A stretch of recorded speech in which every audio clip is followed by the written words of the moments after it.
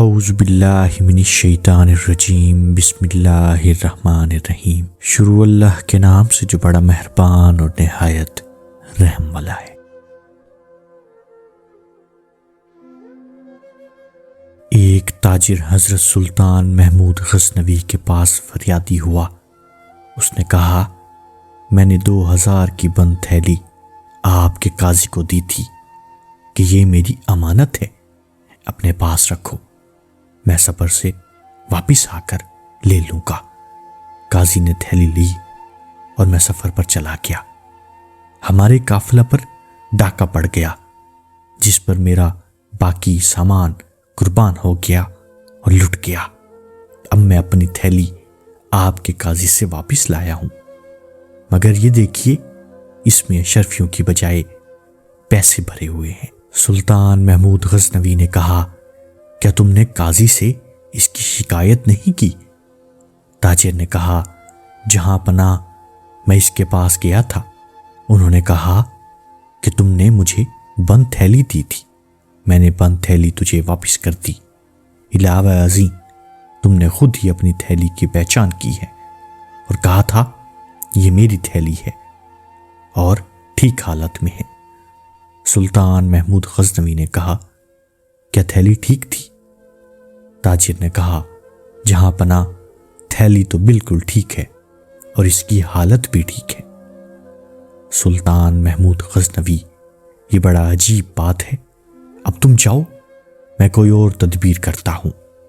تاجر کو واپسی کے بعد سلطان نے تھیلی کو چاروں طرف سے دیکھا، وہ کہیں سے دریدہ و پھٹی ہوئی نہ تھی۔ پھر بھی سلطان اس نتیجے پر پہنچا کہ تھیلی ضرور پھاڑی گئی ہے اور اس میں اشرفیاں نکال کر پیسے بھر دیے گئے ہیں، اور پھر اسے اس طرح رفو کیا گیا ہے۔ اب یہ معلوم کرنا چاہیے کہ شہر میں کون سا ایسا رفوگر ہے جو رفو کرے تو اصل اور نقل میں فرق ظاہر نہ ہو۔ سلطان جب تھیلی کے معاملے پر غور کر رہا تھا، اس وقت ایک مسند نگار پر بیٹھا تھا۔ یہاں بیٹھتے بیٹھتے اس نے چھری نکالی اور اپنی مسند کو چیر دیا، اور پھر اسی وقت اٹھا اور 3 دن کے لیے شکار پر چلا گیا۔ تھوڑی دیر کے بعد فراش سلطان کے کمرے میں داخل ہوا، دیکھا کہ مسند خاص پھٹی ہوئی ہے، اس لیے سب کو اطلاع دے دی۔ محل کے تمام ملازمین اکٹھے ہو گئی۔ اس وقت فراش خوف سے کانپ رہا تھا۔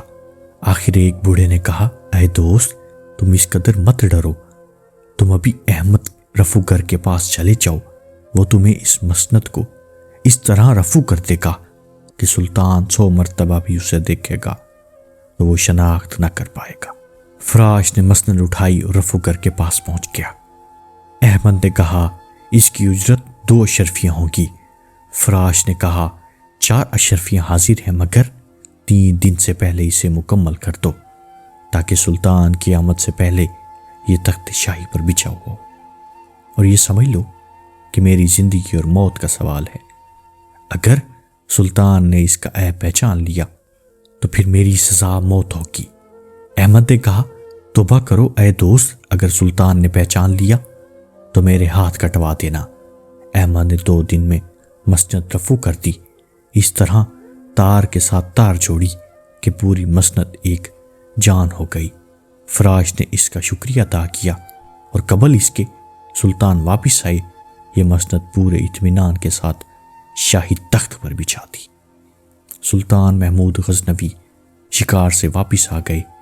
اس کے کمرے میں مسند بچھی تھی۔ سلطان نے کئی مرتبہ پھٹی ہوئی جگہ کو دیکھا، مگر پہچاننے کی کوشش کی، کامیاب نہ ہو سکے۔ سلطان نے فراش کو بلایا اور کہا۔ فراش خدمت میں حاضر ہوا اور عرض کرنے لگا، جہاں پناہ حاضر ہوں۔ سلطان نے کہا، یہ مسند پھٹی ہوئی تھی۔ فراش نے کہا، حضور بالکل نہیں۔ سلطان نے کہا، کذاب، میں نے خود چھری سے پھاڑی تھی۔ اب فراش ڈر سے کانپ رہا تھا۔ سلطان نے کہا، ڈرو مت، صرف اس رفوگر کو بلاؤ جس نے اسے رفو کیا۔ احمد کو فوراً دربار میں حاضر کیا گیا۔ سلطان نے کہا، یہ مسند تم نے رفو کی ہے؟ احمد نے جواب دیا، حضور اسی خادم نے کی ہے۔ سلطان نے کہا، शाबाश, तुम बड़े बाकमाल रफूगर हो। अहमद खुश हो गया और खुशी के मारे कहने लगा, हजूर का इकबाल। सुल्तान ने कहा, ये थैली देखो, ये तुमने रफू की थी। अहमद ने जवाब दिया, हजूर के काजी साहब ने उसे रफू करवाया था। सुल्तान ने कहा, काजी को दरबार में हाजिर किया जाए। काजी को दरबार में हाजिर किया गया। सुल्तान ने काजी से मुखातिब होकर कहा, ऐ जालिम, तेरे बाल सफ़ेद हैं। मैंने इस शहर की कज़ा तेरे सपुर्द की थी और तुझे मखलूक खुदा के जानो माल का मुहाफिज बनाया था। क्या मेरे इस एतमाद का यही नतीजा है कि मुहाफिज व अमीन कहलाए और लोगों के माल में खयानत करे? काजी ने जवाब दिया, जहां पना, मैं खयानत के इल्ज़ाम से पाक हूँ। मैंने सुल्तान के एतमाद को कभी मजरूह नहीं किया।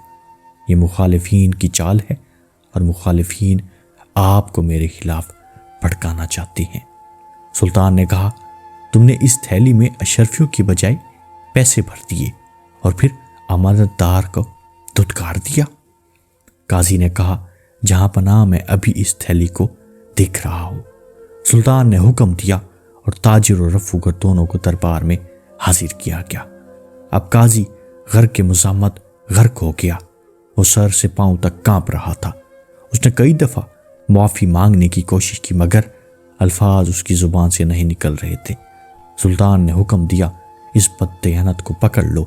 इस आवाज के साथ ही काजी जमीन पर बेहोश होकर गिर पड़ा और इसी वक्त 2000 अशरफियां लाई गई और ताजिर के हवाले कर दी गई। जब काजी दरबार से निकला, इसका चेहरा स्याह था, इसका जिस्म पसीने में गर्क था, इसके एज़ा कांप रहे थे। तमाम मखलूक उसे देख रही थी और उस पर लानत बरसा रही थी। काजी बड़ी मुश्किल से अपने घर में दाखिल हुआ और अपने बिस्तर पर लेट गया। रात के वक्त उसके घर वालों ने बहुत कोशिश की कि वो खा पी सके, मगर ग़िज़ा का एक ज़र्रा और पानी का एक कतरा उसके हल्क से नीचे ना उतर सका। सुबह के वक्त जब घर के सब लोग बेदार हुए तो काजी अपने बिस्तर पर मरा हुआ पड़ा था। इस वीडियो से हमें ये सबक मिला, ये दुनियावी दरबार का वाक़या है, इससे आखिरत की जवाबदही का अंदाज़ा कर लेना चाहिए कि काजी एक जुर्म खयानत का मर्तब था, मगर हमारा एक एक बाल जुर्मों और गुनाहों में गर्क है। हमारे हाथ मुजरिम, हमारे कान मुजरिम, हमारी ज़ुबान मुजरिम, हमारी आंखें मुजरिम, हमारे दिल और रूहें मुजरिम, हमारा सरापा जुर्म गुनाह में है। काजी की खयानत पर गवाही देने वाला एक ताजिर था और एक रफूगर था, मगर हमारे एज़ा अल्लाह की बारगाह में खुद हमारे खिलाफ गवाही दे रहे होंगे। बस हमें अल्लाह के सामने जवाबदेही से पहले अपने जुर्मों की सफाई का इंतज़ाम कर लेना चाहिए। उम्मीद करता हूँ आपको ये वीडियो अच्छी लगी होगी। कमेंट बॉक्स में अपनी राय का इजहार ज़रूर कीजिएगा। अगर अभी तक आपने हमारे चैनल को सब्सक्राइब नहीं किया, बराए मेहरबानी हमारे चैनल को सब्सक्राइब कीजिए और इस वीडियो को ज़्यादा से ज़्यादा लोगों तक पहुँचाइए, क्योंकि ये एक सदक़े जारिया है। इस दीनी काम और दीन को फैलाने में हमारी मदद कीजिए। जज़ाकल्लाह।